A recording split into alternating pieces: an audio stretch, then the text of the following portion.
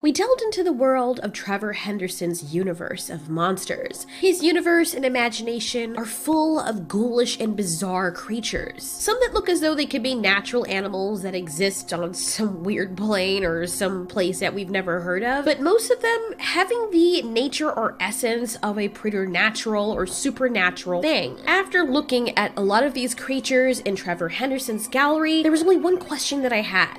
Where do these creatures come from? I mean, obviously they're not of our world, and all of a sudden, Cartoon Cat, Siren Head, and a whole bunch of creatures that we know don't occur naturally in our world just start popping up everywhere. What's the deal? Did hell spring a leak? Or are these creatures part of a plane that's totally natural to them, but just not part of our universe, and we see it as supernatural? I don't think these creatures are demons. I don't even think they're deities. I think they're just strange beings to us because somehow our universes manage to collide. We see this all the time in series like Stranger Things, where somebody opens up a portal to another world that we're not supposed to have access to, and there's a whole ecosystem over there with animals that prey on each other that we see as supernatural, and that's their way that they live. And then they see a portal opening up to humans, and we essentially become the new processed food. These creatures are designed to be very hard to kill and are very sustainable in terms of their lifespan and their defense. When compared with each other, if you were to match up to these creatures that came from the same place, you would realize that a lot of these creatures exist among each other and evolve to have certain defense mechanisms against certain other creatures. For example, it is said that in Trevor Henderson's Patron Saint series,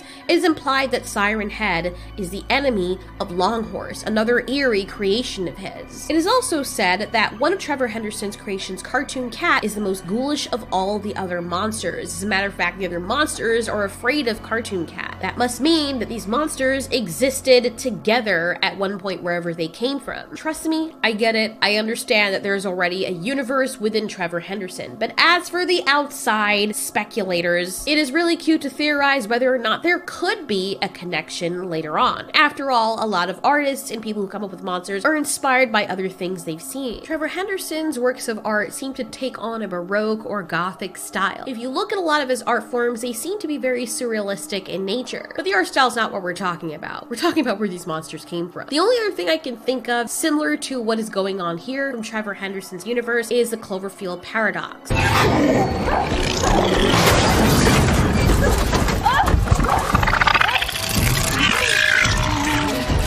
Now, I know that these two franchises are not the same. Chances are the Cloverfield paradox or universe has nothing to do with Trevor Henderson's universe. It more so has to do with the explanation or origin story of how the monsters were able to appear in our universe, why we're seeing them now. From what we found out in the Clover Paradox movie, it suggested that all the Cloverfield films and the events of what happened took place across several alternate timelines. But the dudes in the Cloverfield paradox are the ones responsible for opening up some kind of portal that brought all the monsters and aliens into all of those timelines. As Enemy puts it, they did this with their spaceship, which is kitted out with a particle accelerator, like a small version of the Large Hadron Collider. You're probably wondering, why the hell would they do something like this? Well, this is always the reason, it seems, why people do some stupid things, either it's because of power or desperation. In this case, desperation. In their world or in their timeline and universe, they were having an energy crisis. They needed energy, or basically the human race didn't have very long. So the scientific team was put together to use a particle accelerator to find an infinite source of energy. Oh, well, they found something, all right. In so doing, they opened up the snatch of another part of space and brought monsters from out of God knows where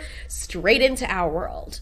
We saw this also happen with Stranger Things, with another monster called the Shadow Monster, who is eerily like one of Trevor Henderson's creations. There's so many other horror movies and sci-fi movies that have done the same thing. It's either a meteor crashed with another life form on it, booting a ride onto Earth, the whole panspermia thing, the hypothesis that suggests that life exists throughout the universe distributed by space dust, meteoroids, asteroids, comets, planetoids, and also by spacecraft carrying unintended contamination by microorganisms. In a case such as the Quiet Place movie, you have something crashing into one world or a world exploding, and then you have creatures like Quiet Place monsters, or the Death Angels as some people call them, hurtling towards our planet, and whoop, we have a new invasive species that is now killing and eating everything because apparently we're too noisy. I'm just saying, creatures like Siren Head and Cartoon Cat and Train Heater by Leo Vincible are creatures that probably did not exist on our planet. These are ancient beings that have totally been evolved to do what they're doing, swallowing up trains to mimic them and look exactly like a functional train so people go inside of it, thinking that it's an actual subway, only for when the cars are full for it then to turn into a monster that douses everyone with its gastric juices as they get eaten and corroded while stuck inside of what they now realize is not a real train. Creatures with humanoid bodies that can change their head shape and mimic anything that they've eaten or things that they've heard to sound exactly like those things to lure more people in to be eaten. Things that can look like cartoon characters. It's just freaking crazy. Even when you think about Stephen King's It. Stephen King's It monster, otherwise known as Pennywise, which is the visage he dons to prey on whatever, comes from something called the Macroverse, the resting place for the god that supposedly vomited up the universe as we know it now, the one that we're currently living in. Creatures like Pennywise come down on Earth to feed on humans because apparently the Earth, or our universe, is essentially a Nintendo console for him. He shrinks down and plays as a character, but he can't ever really die because he's not even part of our universe. He's way above it. I think the same can be said about these other monsters that clearly have supernatural feats and abilities, that a lot of them seem to also be formatted to eat and feed on humans, not necessarily other animals. Maybe because we're the most intelligent species on the planet, although I'm seriously starting to doubt that now. Now you may be wondering, Altieri, well, if that's the case, then why do a lot of them, yeah, like you said, prey on humans or pretend to look like human things? Well, quite frankly, if creatures had come from another planet or come from another universe and they wanted to blend in, they're going to evolve to look like their surroundings. The bridge worm, the train eater, Siren Head, and even Longhorse. Most of the predatory monsters adopt this way of survival so that they can, well, feast on our flesh. Who knows, maybe a lot of them are like Pennywise and this is just a big game for them, and part of the fun is hunting us in these sadistic ways. That being said, I don't think these creatures came out of a lab. I think that somebody opened up a portal to somewhere and these creatures were let in, just like every other movie has suggested. It's either someone opened it from our side, somebody opened it from their side, or some other bad actor from some completely different universe made a mistake and we're now reaping the wonderful consequences of it. How else would you explain the obvious monstrosities that these artists have created? Whenever they showcase their art to the world, it doesn't seem as though it's a what-if scenario. It seems as though they want the audiences to believe that these monsters actually exist. And if that's the case, that means in order for it to feel more believable or realistic, there would need to be an origin as to how these creatures appeared in our world. They obviously didn't evolve alongside us, or they would fit in with our ecosystem and our ecology. And I know I mentioned before that they don't seem to prey on other animals like dogs and horses and stuff. For all we know, a lot of them do. It does seem odd that if all these creatures exist and we're supposing that the artists expect them to exist all around the world at the same time, so in the woods of Patagonia or something we have Siren Head, while we also have the bridge worm in London somewhere, and based on what they're saying about the other monsters being afraid of them, let's just suppose that they all exist. They're all currently in our universe on the Earth, spread out all over the place in different locations. Yeah, good question. Why would they all seem to prey on humans? For some of them, like Siren Head and Cartoon Cat, I think there's a little bit of sadism there. But for the others, I think it really boils down to us being the most stupid creatures on the planet. I mean, I understand why some people think that we're aliens from another planet and we just forgot about our origins. I don't necessarily believe that, but I understand why people think that. Because looking at how we've evolved and every other creature on this planet, it seems like we are the weakest out of everyone. We are the easiest and most squishy of all the animals on Earth to kill, at least the complex organisms. Even if you compare us to insects, at least insects breed continuously and they breed very fast. With humans, not only are we considered a case-selected species, which means that we don't breed very much, we only can have one baby every 9 months, that's just for one person. Even if a man impregnates thousands of women, those women have to wait 9 months for their gestation period to have one child. That will take several years before they're able to mature and be on their own. And I'm talking about a wildlife setting. We have tools, but God forbid we drop our tools and we don't have them handy. All we have are our little dull fingernails and our dull teeth, our soft skin and our long legs, which is why it is better if we work in social hierarchy. If we weren't as civilized as we were now, we were still cavemen and stuff, I think these other monsters would think twice. I mean, we did see instances where people were fighting Siren Head on a painting I saw. I'm pretty sure I saw people fighting Siren Head. Some of the motivation for these creatures to take us out is because they see us as an actual threat. Either that or we're easily fooled. Because I don't care how sad this thing's face look, who in their right mind would approach it thinking it looks innocent? When you see a freaking large worm-ass looking thing with hands and a sad human-like face on it, why would you approach that? Like, it doesn't even make any sense. Obviously, enough people have been fooled by that to the point where they would get out their car and be like, oh, what's wrong?